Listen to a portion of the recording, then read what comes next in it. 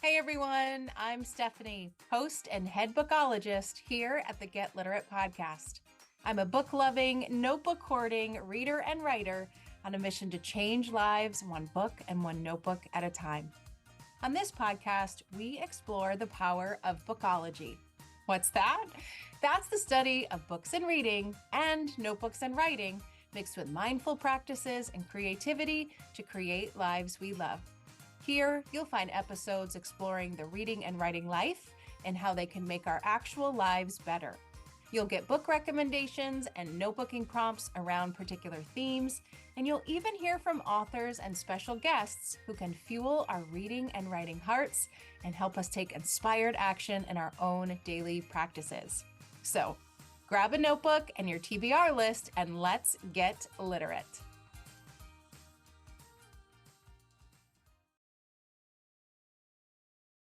Hey everyone, welcome back to another episode of the Get Literate podcast. I'm Stephanie, your host and bookologist, here with another episode on how reading and writing can make life better. Today we are talking about gratitude.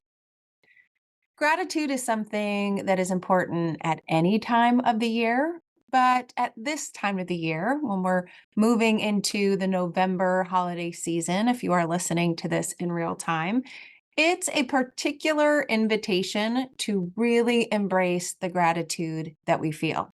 Now, I'll be honest with you, my gratitude practice has fallen short.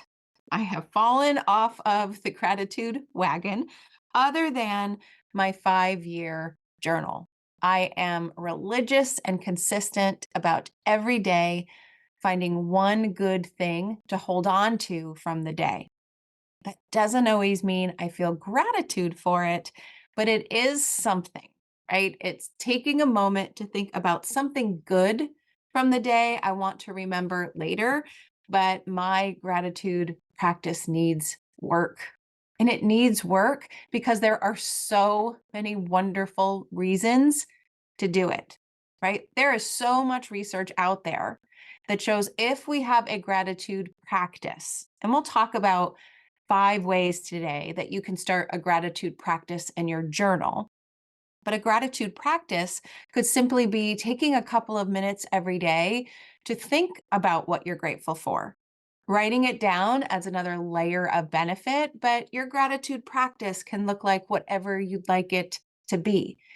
If you have a consistent gratitude practice, regularly, consistently thinking about the good in your life and what you're grateful for and what your blessings are, then you can get some of these research-based effects. Are you ready? It can boost your happiness, right? That's because it helps us shift our brain and our mindset from what's going wrong every day to what's going right. And when you do that, it elevates your mood and our overall sense of joy. A gratitude practice can reduce stress. Why? Well, because a gratitude practice invites us to stay in the present moment and to notice and savor the good things happening around us. And when we are doing that in the present moment, we're not ruminating on the past or stressing about the present. No, stressing about the future. We are just here in the present. A gratitude practice has been documented to improve sleep. If you have a gratitude practice, especially at night, and you write down a couple of things that you're grateful for, it sets yourself up for a positive sleep experience. You're happier. You're not stressed. You're not ruminating. You've quieted your mind. And that's part of a healthy sleep hygiene routine. A gratitude practice can also increase our self awareness. In order to feel gratitude towards something, you have to first think about the something. You have to reflect on your day, on your relationships, on your work, on your life. Doing that reflection while you are trying to seek out the good about those things can give you some valuable insights into what matters most to you and what you might want in the future. Gratitude has also been known to cultivate optimism, right? So it can shift our mindset in the moment, But when we do this kind of practice over time, it can actually turn us into a more optimistic person. If we recognize and appreciate the good, we can expect to find and appreciate the good in the future. And when we expect good to happen, it usually does. Likewise, when we expect negative to happen, it often does. So, a gratitude practice gets us into the habit of cultivating that optimism over time. It can also strengthen your relationship. And this is the bit of research that I love because you don't actually have to share your gratitude with anyone to get these benefits. Just thinking about the gratitude you have towards someone else, writing about the gratitude you have towards someone else, even if you never express it to them, it actually has been shown to strengthen your relationship because it's changing you and the way you think about that person. And if you change the way you think about someone, it automatically changes the way you act towards someone. And if you change the way you act towards someone, that can strengthen your relationship. Now, of course, the opposite is also true, but we are talking about gratitude today.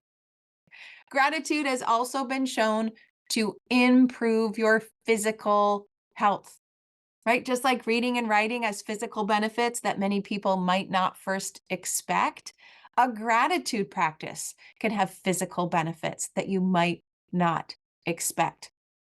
People who have a regular gratitude practice, they report fewer aches and pains. They report fewer colds and sicknesses. Overall, their immune system is stronger. They generally feel healthier, and that has a beautiful domino effect. And they tend to take better care of themselves as a result to keep that going.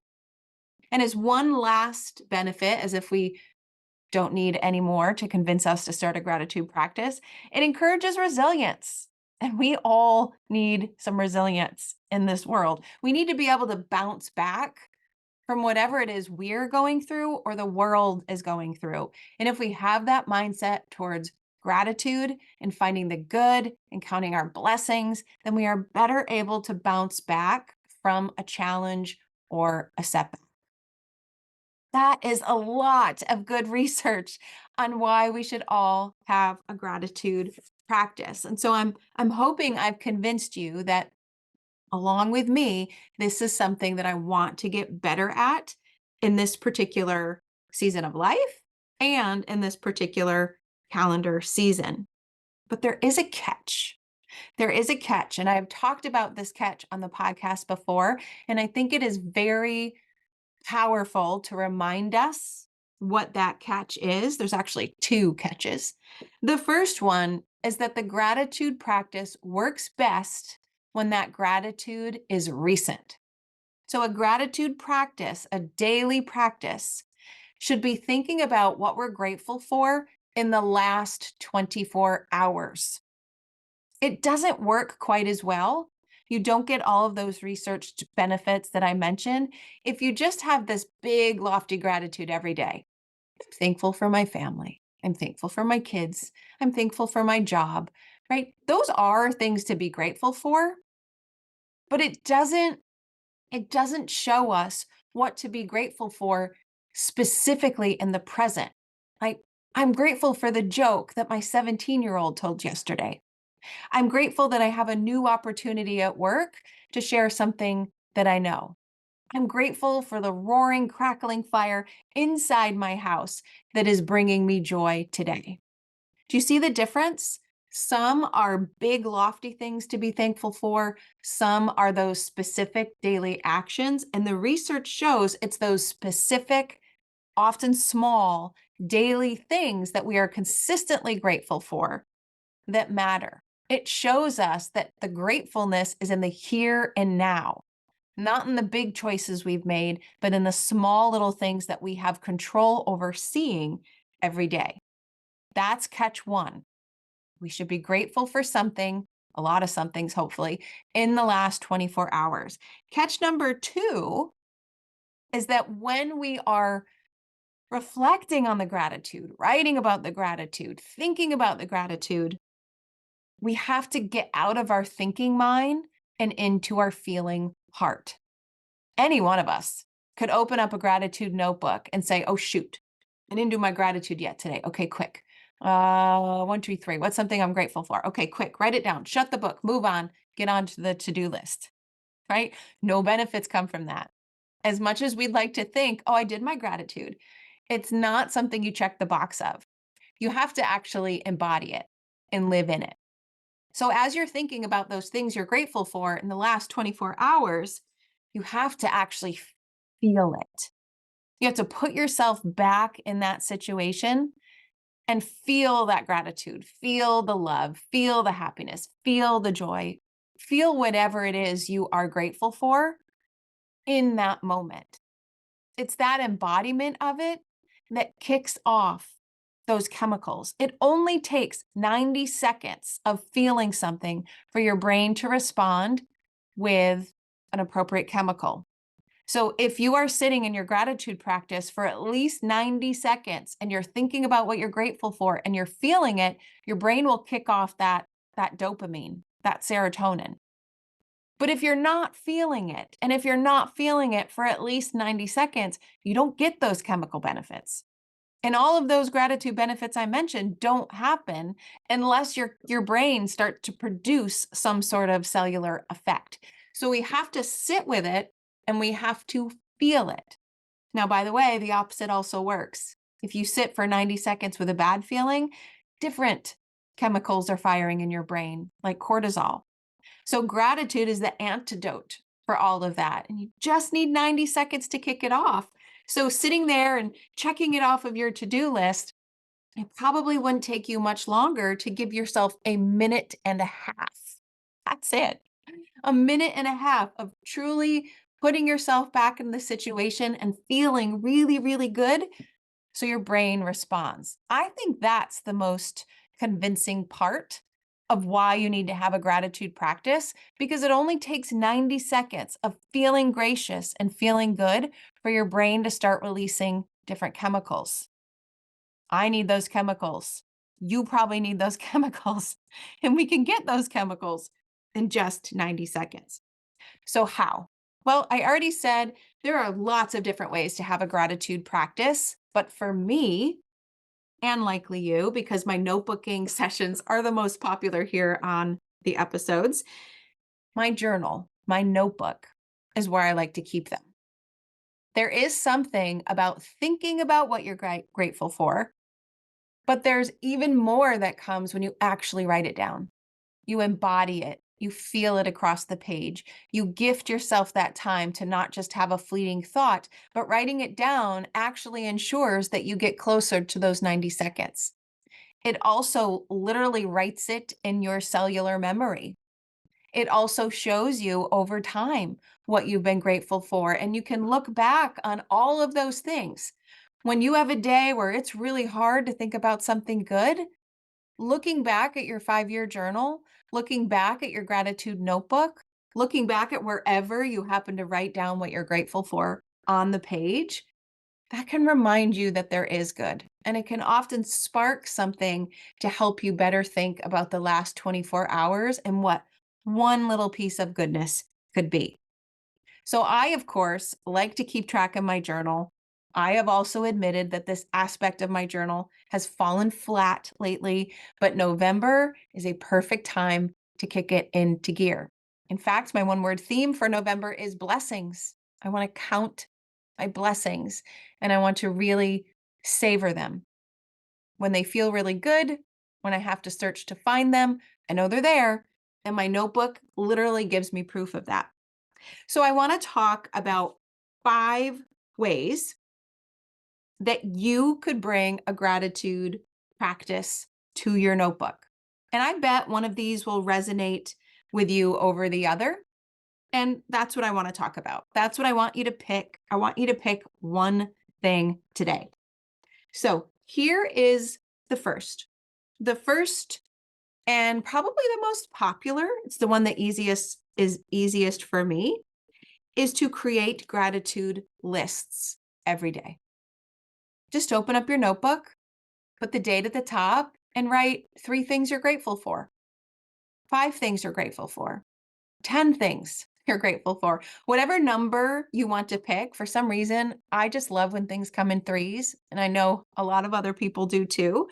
So my goal is to just jot down 3 things I'm grateful for in the last 24 hours and really feel them.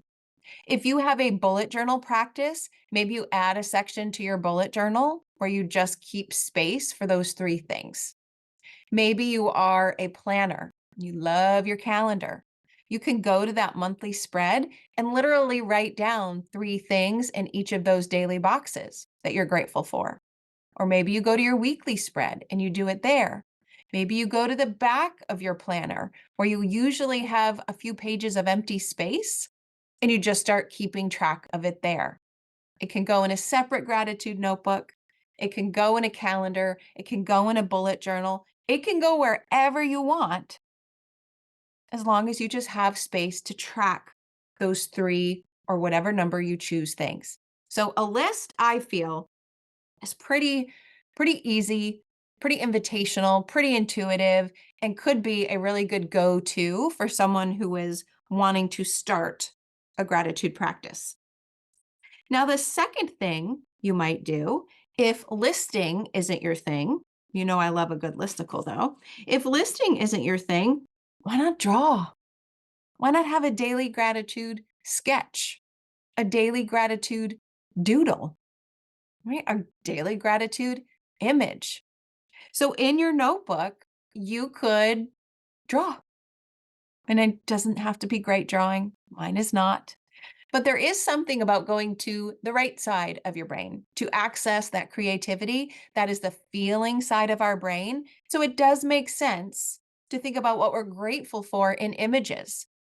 If we're looking back in the last 24 hours, and we're putting that little nugget that we're grateful for in our mind and we're reliving it in images in our mind, then it makes sense to try to capture it on the page as an image or a doodle. And if imaging, drawing, doodling isn't for you, maybe it's a picture a day. Maybe you literally take a picture with your phone of something you're grateful for, and it lives in your phone on an album. Or you get one of those really cool little teeny tiny square printers that I want so much and I still haven't bought myself, where it prints out these little square pictures. And you could put a picture a day in your notebook of something that you're grateful for. And maybe you write around the picture and maybe you don't, but you've documented it in a pretty creative way. Now, the third idea you might try is writing notes and letters. So, writing notes could just be a quick a quick little line to someone or something that you're grateful for. A couple of years ago, I did a challenge. It was a writing challenge in March called Slice of Life. If you're an educator, you might know about it. And I challenged myself in that writing challenge to every day write a note to someone or something that brought me gratitude and joy. Some days I wrote them to people. Other days I wrote my notes to objects. Other days I wrote my notes to different concepts. And I loved it. It felt so good to just write that quick note. Now, I did post them online, but that doesn't mean you have to. Remember, the benefits come just because of how you feel inside. And that changes how you act. So you don't actually have to mail these notes, but maybe in your notebook, you get a little creative and you say, like, Dear colorful leaves, this is why I'm grateful for you today. Or, Dear coworker, this is why I'm grateful for you yesterday. Right? They don't have to be sent, but giving yourself an audience to write a note to in your notebook can be fun. I actually have an episode coming up on a letter writing notebook, which is a little bit different than a gratitude note that I'm talking about now. But if this idea appeals to you, writing letters and notes that you will never send, then you're going to want to tune in for that episode in a couple of weeks. So you could write 1 gratitude note a day, 3 gratitude notes a day, or maybe you do write longer letters. Maybe one day it's a quick one-liner. Dear colorful autumn leaves, thank you so much for grounding me today and showing me beauty in the season. Love, Stephanie. Or maybe you write a longer note. Dear coworker, I just wanted you to know how important your small act of kindness was today. It really helped me and made me feel better about the work that I'm doing. From Stephanie. You don't have to send them, but just expressing that gratitude can just feel so darn good. Now, number four, maybe you want to get more creative and you do a little gratitude spread. Now, don't panic on me. I know when I just said the word spread, all of the people who think about those beautiful bullet journal spreads that we see on Instagram have just checked out because they know they are not capable of that. Stay with me. By spread, I simply mean a section of your notebook where you document what you're grateful for in whatever way you want. Maybe it's just text, but maybe you write that text in a different font or in bubble letters. I love bubble letters because those make you happy. Maybe you write your gratitude in a different shape that looks like the thing you're grateful for. Maybe you get a piece of paper and you divide that page up with colorful washi tape, and you decide to put the things you're grateful for in that week inside washi tape boxes. Maybe you have a page of what you're grateful for in November, and you put washi tape around the edge, and you put really cool November stickers that make you happy. And every day you add one thing to that spread that you're grateful for. But it doesn't look like a list or a daily calendar. It looks like a beautiful spread, and you use different color pens. And then maybe when you were done, you got out the special glue that dries quickly and sprinkled glitter on it before you were done. And you have this beautiful representation of what you're grateful for on the page. You could do that every day. You could do it every week. You could do it every month. The page is up to you and how much you put on it, but allowing yourself to be creative and to paste in or tape in or glue in actual objects from your life that you're grateful for, right? That ticket stub to the concert that you enjoyed, the recipe from the bakery where you treated yourself to that Thanksgiving turkey cookie. Do you know the one I'm talking about? We have one local to us where it's this sugar cookie, and on top is literally a fat turkey with feathers made out of colorful frosting. Oh, looks so good. Right? Maybe you put the receipt from that in your notebook to remind yourself that you just treated yourself and you ate the turkey frosting, which I do plan to do, by the way.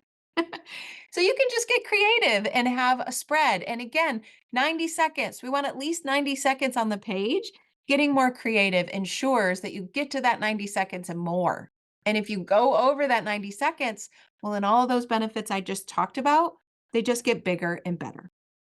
Now, the last one you might consider if all of this feels overwhelming is to just do what I've done, and I still do at the bare minimum, which is the 5-year journal. My journal is called One Line a Day, a 5-year memory book. And for just the past 3 years, I have wrote one thing I want to hang on to. I could kick myself for not doing this when the kids were little. And I was the kind of person who knew about a 5-year journal a while ago, but thought it's too late. All that fun little kid stuff that I would have captured, it's gone. I don't need to start it now. But I'm so glad I did. I'm so glad there did. I don't care that they're 20 and 17. I can look back from 3 years ago and remember something that my kids said that made me laugh. I can look back on this day 2 years ago and see what movie we watched together. It's never too late to just say, I'm going to document one thing I want to hold on to. Maybe you're grateful for it. Maybe you're not, but it was important to note in the scheme of how your life is unfolding. That is one way to start a really basic, really small gratitude practice that then you could build on. That is my hope. I have had a 1 line a day practice for a couple of years, and now I want to kick it up a notch. I do plan to start with lists because I love listicles. It is the thing that just comes most naturally to me. But I do hope to play around with some notes and letters, maybe a little doodle. Maybe I'll actually paste some things onto my page or have some fun with stickers. whatever it is, just challenge yourself to feel into a gratitude practice for 90 seconds a day and choose a method that you think will keep you on the page for at least those 90 seconds. Now, I do want to leave you with one thing, and that is a book recommendation, of course, because sometimes in a particular season that you're in, it can be hard to find what you're grateful for. At least for me, it can be hard to find what I'm grateful for. I have a book to help. This is a little fat, chunky book of happiness. It is called 14,000 Things to Be Happy About. The Happy Book by Barbara Ann Kipfer. This book fits in the palm of my hand and it's chubby. It is a chubby, chunky, fat book. And literally, the entire book is just a list of things that make the author happy that we could be happy about too. It's a stream of consciousness list. And I absolutely love the things that are in here. I'm not reading it left to right. I am literally opening it up and just browsing at random pages when I need to feel happy, right? So I'm just going to go through and read you a couple of the things that this author reminds us we could feel happy about. Okay, ready? A sharp pencil, street food, miniature jelly beans, puffy sleeves, concerts in the park, a river of hippos, secret formulas, sassafras, beeswax candles, baseball, the peach color, exercise mats, water beds, blue daisies. What about Cracker Jacks? A binge day, train stops, pre-Christmas hustle and bustle, and on and on and on. 14,000 things. Now, all of us agree that all of these things make all of us happy? No, but it is a very fat, chunky reminder that we have thousands upon thousands upon thousands of things to be grateful for. And I love having this book out front and center just to remind me. Just looking at this little chunky book reminds me that there's something right now I could feel happy about. And if I can't think of that something, I just need to open it up, turn to a random page, and I'll find something. I just did that just now, and the one that jumped out at me first was friendship cards, right? Things that we might not normally think about. So if you need a boost for your gratitude practice, 14,000 Things to Be Happy About is a good one. All right, everyone, that is my little soapbox of why we should all have a gratitude practice, but basically why I need to have a better gratitude practice. And hopefully in talking about the things and the reasons why I plan to ramp mine up in this November season, this holiday season, I've convinced you that it will likely be something that will feel really good to you. Now, I would love to know what you think. Do you have other ways that you like to document your gratitude practice? Do you have ideas or tips or tricks for me to make it a more consistent part of my notebooking day? You know, I want to hear them. You can find me at alitlife.com and put comments in the show notes for the episode. You can find me on just about all of the social media channels at Affinito Lit. Or of course, you know the one I love, send me a message in the audio button of your podcast platform that you are listening to. Hearing about your plans for gratitude will help my plans of gratitude, and I hope I've given you another way to think about dusting off that notebook in this upcoming busy holiday season, hopefully full of lots of gratitude. Thanks for listening, everyone, and I will see you inside the next episode. Thanks for listening to today's episode of the Get Literate podcast. You'll find links to all the books, resources, and ideas mentioned in the show notes and at alitlife.com. And if you want more, you might like to join my Patreon community. There, you'll find additional inspiration for your reading and writing life, like bonus podcast episodes, book calendars, monthly book clubs, notebooking inspiration, live events, giveaways, and more. It's only $5 a month, and you get instant access to all of the previous content too. Learn more at getliterate.co. And one more thing, if you love what you listened to today, please take a moment to rate and review the podcast, or take a screenshot of the episode and text it to a friend. This helps the podcast grow, and it builds our bookish and notebookish community too. Thanks for listening.